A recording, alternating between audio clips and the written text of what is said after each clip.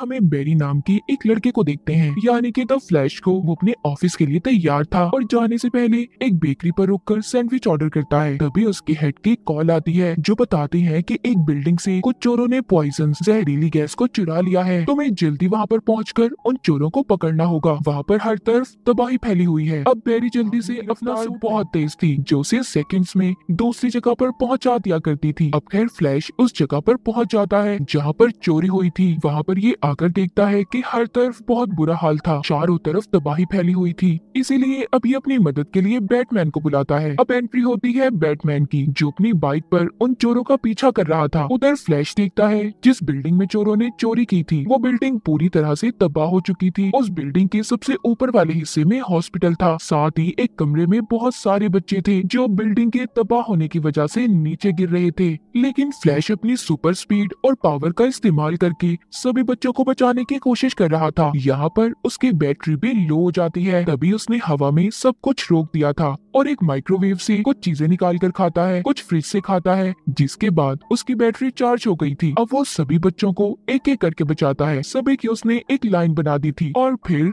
बड़े ही आराम से सभी बच्चों को पकड़कर सही सलामत नीचे उतार लेता है। इसके बाद हमें बैटमैन दिखाया जाता है जो उन चोरों का अब तक पीछा कर रहा था। वो अपनी बाइक को टक्कर मार के उन चोरों की गाड़ी के ऊपर चढ़ गया था। अब उन सभी को मार मार के गाड़ी से बाहर निकाल देता है। अब इन्हीं के साथ लड़ाई करते हुए वो उस गाड़ी समेत उस चोर के साथ पुल से नीचे गिर जाता है जिसके पास पॉइजन जहरीली गैस थी। बैटमैन और वो चोर पुल से लटके हुए थे। तभी यहाँ पर आती है वंडर वुमन जिसने अपनी रस्सी फेंककर बैटमैन और उस चोर को बचा लिया था। उधर फ्लैश ने भी सबकी जान को बचा लिया था और फिर जिसके बाद उन चोरों को पुलिस के हवाले कर दिया जाता है। इसके बाद बेरी यानी कि फ्लैश दोबारा उसी बेकरी में जाता है और अपने लिए सैंडविच लेकर वो ऑफिस में अपना काम पूरा करता है। और फिर जिसके बाद उसकी मुलाकात होती है अपनी एक पुरानी दोस्त से जो कि एक वकील थी। वो फ्लैश यानी कि बेरी से कहती है कि मैं तुम्हारे डैड के केस पर काम कर रही हूँ और मुझे इस बात का बहुत दुख है कि मैं उन्हें नहीं बचा सकती क्योंकि सारे सबूत तुम्हारे डैड के खिलाफ हैं। सबका यही कहना है कि तुम्हारे डैड ने तुम्हारी मॉम को मार दिया था। कल वो अदालत में पेश होंगी और मुझे लगता है उन्हें सजाए मौत हो जाएगी। ये बात सुनकर बेरी को गुस्सा आ जाता है क्योंकि वो जानता था कि उसकी मॉम को उसके डैड ने नहीं मारा। अब रात को बेरी दोबारा से अपना द फ्लैश का सूट पहनता है और अपने पुराने घर के सामने जाकर वो अपनी पावर स्पीड का इस्तेमाल करता है और बहुत तेज भागता है। भागते हुए उसके पाँव से बिजली निकल रही थी। अब वो भागते भागते उसने टाइम ट्रेवल कर लिया था। वो एक अलग ही दुनिया में पहुंच जाता है जहाँ पर उसे अपनी माजी में हुए सभी हादसे याद आने लगते हैं। जिसे चाहता तो वो बदल भी सकता था मगर खैर वो दोबारा से अपनी दुनिया में आ जाता है और आकर अब वो सीधा बैटमैन के पास जाता है। उससे कहता है अगर पास्ट में मेरी मॉम मरी ही ना होती तो आज मेरे डैड को जेल ना होती। क्यों ना मैं इन सब चीजों को पास्ट में जाकर दोबारा से सब कुछ ठीक कर दूं, मैं बदल दूं इन चीजों को।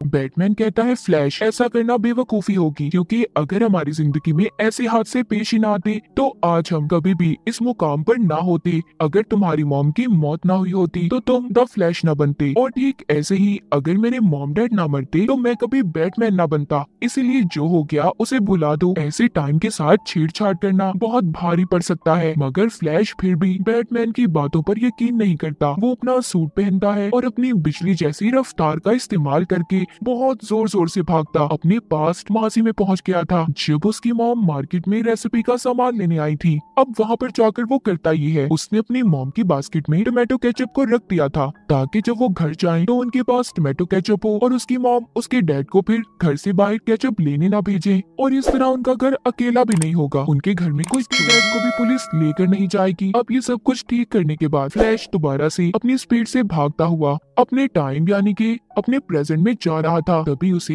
एक अजीब सा आदमी मुक्का मारता है और फिर जिसके बाद फ्लैश अपने ऐसे टाइम में चला गया था जब वो 18 साल का था। वहाँ पर पहुंचकर वो अपने घर जाता है और अपने मॉम डैड से मिलकर बहुत खुश होता है। उसे लग रहा था कि उसने अपनी मॉम के पास्ट में जाकर सब कुछ ठीक कर दिया है। मगर तभी वो खिड़की से देखता है इस टाइम का बेरी अपने घर आ रहा था। अब मैं यहाँ पर आपको इन दोनों बेरी के बारे में बता दूं। प्रेजेंट के बेरी को हम बेरी 1 कहेंगे जबकि इस टाइम के बेरी को जो 18 साल का है उसे बैरी 2 कहकर बुलाएंगे। यहाँ पर बैरी 1 बैरी 2 को साइड पर ले जाता है और कहता है मैं तुम्हारा फ्यूचर हूँ। तभी उसे पता चलता है कि आज वो दिन था जब बैरी को द फ्लैश बनने की पावर्स ताकतें मिली थी। आज का दिन बहुत खास है, यानी कि आज तुम्हें पावर्स मिलने वाली है और हर हाल में तुम्हें उन पावर्स उन ताकतों को हासिल करना होगा। अगर तुमने ऐसा ना किया तो मैं भी कभी भी अपनी दुनिया में वापस नहीं जा पाऊंगा। इसके बाद अब बैरी 1 बैरी 2 को लेकर उस जगह पर पहुंच जाता है जहां पर उसे द फ्लैश बनने की पावर्स मिली थी। वो दरअसल एक लैब था। यहाँ पर बैरी 2 बहुत ज्यादा डरा हुआ था।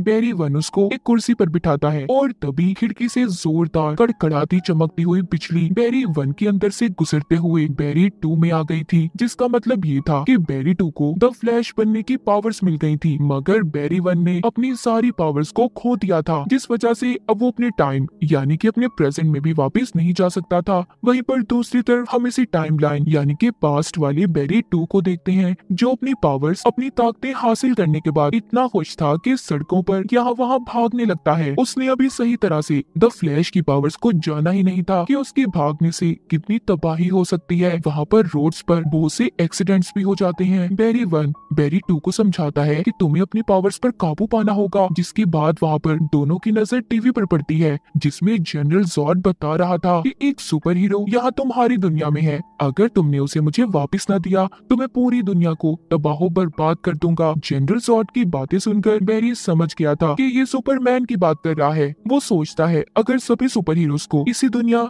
यानी कि माजी की दुनिया में बुला लिया जाए तो सब कुछ ठीक हो जाएगा। हम सभी मिलकर जनरल जॉर्ड की आर्मी का मुकाबला करेंगे जो सुपर हीरोज का दुश्मन है। क्योंकि बैरी को अच्छे तरीके से याद था, उसने पास्ट में देखा था कि सुपरमैन जनरल जॉर्ड की आर्मी के सामने अकेला पड़ चुका था। उस वक्त बैरी भी अपने द फ्लैश के रूप में था, लेकिन वो सुपरमैन को ना बचा सका क्योंकि उस वक्त उसे नई नई पावर ताकतें मिली थी। अब ये सब कुछ जानने के बाद बैरी 1 यानी कि प्रेजेंट से आया हुआ फ्लैश यहाँ पर सभी हीरोज के बारे में सर्च करने लगता है, जिससे उसे पता चला था कि इस दुनिया में तो सुपर हीरोज का कोई अता पता नहीं है कि वो कहाँ पर है। वंडर वुमैन को तो इस दुनिया में किसी ने देखा ही नहीं, और जबकि एक्वामैन तो इस दुनिया में पैदा ही नहीं हुआ। तभी यहाँ पर बैरी 2 बैरी 1 को बताता है कि गौतम सिटी में एक बैटमैन रहता है, पर मैं उसके बारे में कुछ ज्यादा अपने साथ ले गया था। जहाँ पर जाकर बैरी 1 एक बहुत पुराने बैटमैन से मिलता है और उससे सुपरमैन के बारे में पूछता है। बैटमैन बताता है बहुत सालों पहले एक एलियन बच्चा एक पॉट में जमीन पर आकर गिरा था, मगर साइबेरिया की एक क्रिमिनल टीम उसे उठाकर ले गई और मुझे लगता है इस दुनिया का वो ही सुपरमैन है। ये सुनकर बैरी कहता है तो फिर तो हमें किसी भी हाल में उसे बचाना होगा, क्योंकि जनरल जॉर्ड जमीन पर आ गया है। अगर उसे रोका ना गया तो वो पूरी दुनिया को बर्बाद कर देगा, और सुपरमैन के बिना तो हम जॉर्ड को भी नहीं हरा सकते। अब ये तीनों बैटमैन को लेकर उसके बेड स्पेस में बैठकर उस फैसिलिटी तक पहुंच जाते हैं जहां पर सुपरमैन को कैद किया गया था। उधर पहुंचने के बाद अब ये वहां पर सबको एक एक करके मार रहे थे।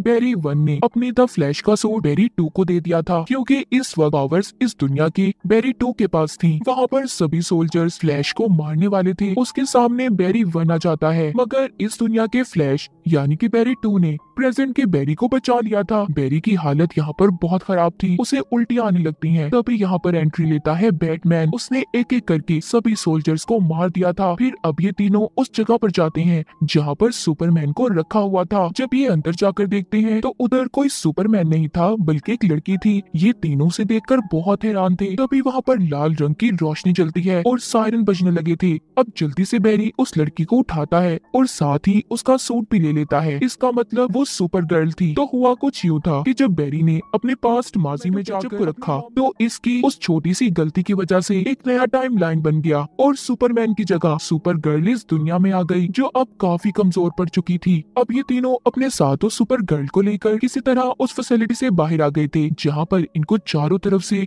वहाँ के सोल्जर्स घेर लेते हैं। मगर बाहर आते ही सुपर गर्ल सूरज की रोशनी की वजह से ठीक होने लगती है। उसकी पावर्स भी वापस आ गई थी। उसको अब इतना गुस्सा आता है कि इन लोगों ने उसे कैद किया हुआ था। वो वहाँ पर एक एक सोल्जर को मारने लगती है। उसने सभी सोल्जर्स का खात्मा कर दिया था, जिसके बाद दोनों बैरीज और बैटमैन इसे अपने साथ ले आए थे। वो इसको इसका सूट पहनने को देते हैं, जिसके बाद इसको काफी देर धूप में खड़ा रखते हैं, जिससे उसकी सारी पावर्स ताकतें वापस आ गई थी। मगर जैसे ही उसकी पावर्स आती है वो कहीं पर चली गई थी। उसके जाने के बाद बैरी 1 समझ गया था कि अब उसे ही बैरी 2 और बैटमैन के साथ मिलकर जॉर्ड का मुकाबला करना होगा। यहाँ पर उसे आइडिया आइडिया आता है कि अगर वो अपने ऊपर फिर से बिजली गिराए तो उसकी पावर्स वापस आ सकती हैं। अब वो बैटमैन की मशीन्स का इस्तेमाल करता है, जिससे अब ऐसा करने से उसकी पावर्स तो वापस नहीं आती, मगर वो बहुत ज्यादा जख्मी हो गया था। उधर दूसरी तरफ सुपर गर्ल देखती है कि ज़ॉड की आर्मी ने इस दुनिया के लोगों पर हमला कर दिया है। वो खुद भी जमीन पर आ चुका है, इसीलिए वो इन सबको रोकने के लिए द फ्लैश और बैटमैन की मदद लेना चाहती थी। अब जब वो बैटमैन के पास जाती है तो देखती है उधर बैरी जख्मी हालत में है। उसे जब पता चलता है कि बैरी की पावर्स एक जोरदार बिजली का झटका लगने से वापस आ जाएंगी, तो अब सुपर गर्ल उसे बेहोशी की हालत में उठाकर उड़ती हुई आसमान की ऊंचाइयों में ले जाती है, जहाँ पर उसे जोरदार झटका लगता है और उसकी सारी पावर्स अब वापस आ गई थी। बैरी टू भी उसे द फ्लैश का सूट वापस कर देता है। फिर वो बैटमैन के एक पुराने सूट पर लाल रंग का पेंट करके अपने लिए भी एक सूट बना लिया था। अब ये सभी मिलकर ज़ॉड का मुकाबला करने के लिए तैयार थे। ये सब अब शहर में तबाही को रोकने के लिए निकल जाते हैं, जिसमें सुपर गर्ल ज़ॉड के सभी स्पेसशिप्स को अपनी पावर से तबाह कर रही थी, जबकि दोनों द फ्लैश मिलकर बैटमैन के साथ ज़ॉड की आर्मी को मार रहे थे। अब सुपर गर्ल ज़ॉड के साथ एक लंबी लड़ाई लड़ती है। दोनों एक दूसरे पर भारी पड़ रहे थे। सुपर गर्ल अपनी आंखों से तेज लेजर लाइट रोशनी निकालती है, मगर ज़ॉड उससे ज्यादा ताकतवर था। उसने सुपर गर्ल को इस लड़ाई में हरा दिया था, जिस वजह से उसकी मौत हो जाती है। इस लड़ाई में बैटमैन भी मारा गया था, जिसके बाद दोनों बैरीज यानी कि दोनों फ्लैश मिलकर ये फैसला करते हैं कि वो दोनों पास्ट में जाएंगे, जहाँ पर ये सुपर गर्ल और बैटमैन को दोबारा से जिंदा कर सके। अब ये दोनों ऐसा ही करते हैं। ये दोनों पास्ट में जाकर सुपर गर्ल और बैटमैन के मरने वाले टाइमलाइन को बदल देते हैं, मगर फिर भी बाद में किसी न किसी तरह बैटमैन और सुपर गर्ल दोबारा से मर गए थे। बैरी वन द फ्लैश इस बात को समझ गया था कि हम अपने पास्ट के साथ छेड़छाड़ नहीं कर सकते, यानी कि हमारी किस्मत और उनकी भी हम कुछ भी नहीं बचा सकते। मगर बैरी टू ये नहीं समझता। वो बार बार पास्ट में पीछे जाकर बैटमैन और सुपर गर्ल को बचाने की कोशिश कर रहा था, मगर प्रेजेंट में आकर वो बार बार मर रहे थे। बैरी वन बैरी टू को रोकता है और कहता है ऐसा नहीं हो सकता, हम चाहकर भी अपनी किस्मत को नहीं बदल सकते। तभी वो दोनों देखते हैं कि सभी पास्ट के टाइम एक दूसरे से टकराने वाले हैं। ऐसा इसलिए था क्योंकि बैरी टू ने बार बार पास्ट में जाकर बैटमैन और सुपर गर्ल को बचाने की कोशिश की थी। यहाँ पर इनके सामने सभी दुनियाओं के सुपरमैन भी आने लगते हैं। यहीं पर वो अजीब आदमी भी आ गया था, जिसने कहानी के शुरू में बैरी वन को जोर से मुक्का मारा था, जिस वजह से वो अपनी इस पास्ट की दुनिया में फंसा था। दरअसल ये अजीब आदमी कोई और नहीं बल्कि बैरी टू का फ्यूचर था, जो कि हजारों सालों से बैटमैन और सुपर गर्ल को बचाता आ रहा था, मगर फिर भी ना बचा सका। बैरी वन उसे भी मना करता है कि ऐसा मत करो, हम किसी भी चीज को नहीं बदल सकते। लेकिन फ्यूचर टू के बैरी का दिमाग अब खराब हो गया था। वो बैरी वन पर अपने हथियार से हमला करता है, लेकिन तभी उसके सामने इस दुनिया का बैरी टू आ जाता है, जिसको वो हथियार लग गया था और वो वहीं पर मर जाता है। अब क्योंकि बैरी टू ही नहीं बचा था, तो इस वजह से उसका फ्यूचर भी खत्म हो जाता है और जितनी भी दुनिया आपस में टकराने वाली थी सब ठीक हो जाती हैं। जिसके बाद अब एक ही बैरी बच गया था, यानी कि बैरी वन द फ्लैश। वो सोचता है कि अगर वो अपनी मॉम को मरने देगा तो सब कुछ बिल्कुल ठीक हो जाएगा। वो अपनी स्पीड से भागकर उसी पास्ट के टाइम में पहुंच जाता है जब उसने टोमेटो केचप को अपनी मॉम की बास्केट में रखा था। इस बार ये उसे उठाकर दोबारा से शेल्फ पर रख देता है, मगर यहाँ पर उसने नया आइडिया इस्तेमाल किया था। वो उस टोमेटो केचप को उसकी असल जगह पर नहीं रखता, बल्कि उसे ऊपर वाली शेल्फ पर रख देता है। जिसके बाद वो अपने टाइम में यानी कि प्रेजेंट में वापस आ जाता है, जहाँ पर सब कुछ बिल्कुल ठीक हो चुका था। अब अगले दिन उसके डैड की कोर्ट में पेशी थी, जहाँ पर वकील को एक वीडियो मिलती है। ये उस वक्त की थी जब बैरी की मॉम की मौत हुई और उसके डैड टोमेटो केचप लेने मार्केट में आए हुए थे। अब जब वो टोमेटो केचप को ऊपर वाली शेल्फ से उठाने लगते हैं तो उनका चेहरा भी वीडियो में आ गया था, जिससे ये बात साबित हो गई थी कि उस वक्त बैरी के डैड घर पर नहीं थे। उन्होंने बैरी की मॉम को नहीं मारा था और इस वजह से बैरी के डैड को छोड़ दिया जाता है। ये सब कुछ बैरी नहीं किया था, उसने टोमेटो केचप को ऊपर वाली शेल्फ पर रखा था। इसके बाद बैरी को बैटमैन की कॉल आती है, जो कहता है कि मैं तुमसे मिलने आ रहा हूँ। बैरी जब उससे मिलने जाता है तो वो कोई और आदमी था। बैरी कहता है इस दुनिया का असल बैटमैन कहाँ पर है? वो कहता है मैं ही बैटमैन हूँ। इसका मतलब हुआ ये था कि बैरी अभी भी अपने असल टाइम में वापस नहीं आया था, क्योंकि उसने उसने केचप की बोतल को उसकी असल जगह पर नहीं रखा था और इसी वजह से उसकी किस्मत दोबारा बदल गई। वो दोबारा किसी और टाइम में आ गया। इसके बाद कहानी के आखिर में हमें दिखाया जाता है कि बैरी यानी कि द फ्लैश इस दुनिया के एक्वामैन से मिलता है और उसे सारी बातें बताता है कि उसके साथ अब तक हुआ क्या था और कैसे वो इस दुनिया में फंसा। अब बैरी द फ्लैश कैसे निकल पाएगा इस दुनिया से। तो इसी के साथ इस मूवी की कहानी यहीं पर खत्म हो जाती है।